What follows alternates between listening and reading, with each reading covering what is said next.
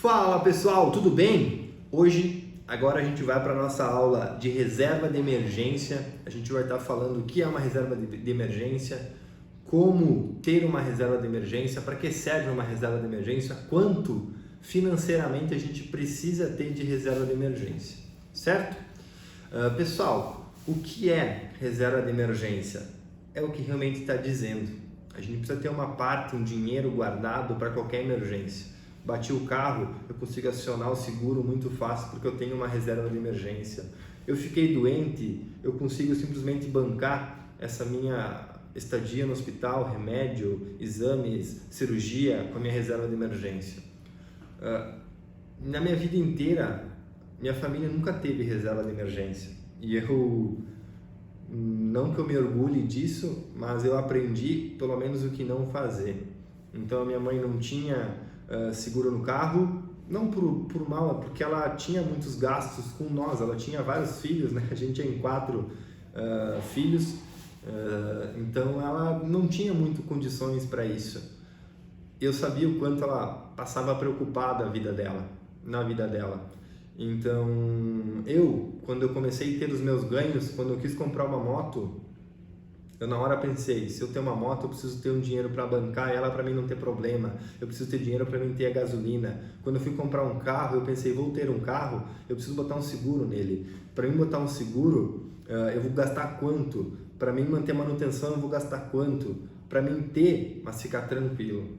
Senão, o carro, a gente fala que ele é um passivo, mas principalmente ele nos é um facilitador.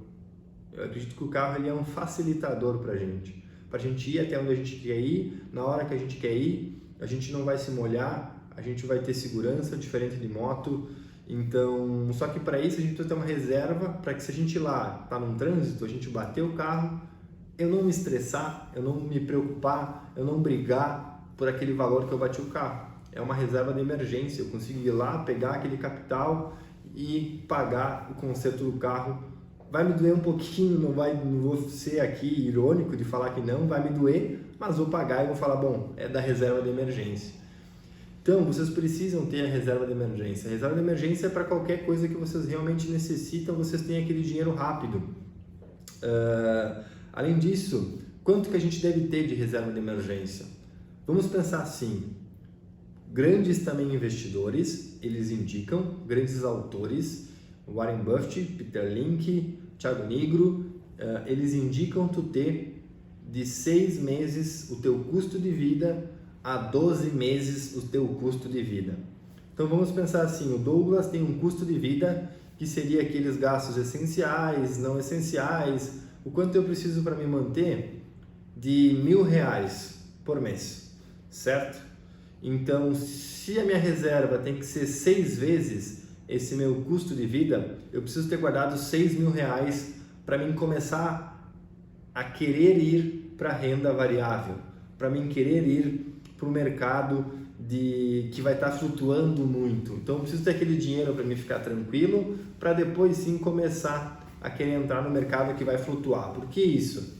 Pense que vocês podem estar investindo na bolsa de valores, todo o capital de vocês, a bolsa ela não sobe e desce. A gente sabe que no longo prazo a gente vai estar ganhando sempre, ou quase sempre, tá? Mas por algum motivo eu comecei a investir em março de 2020, na pandemia, que o mercado caiu 50%. Meu patrimônio caiu 50%.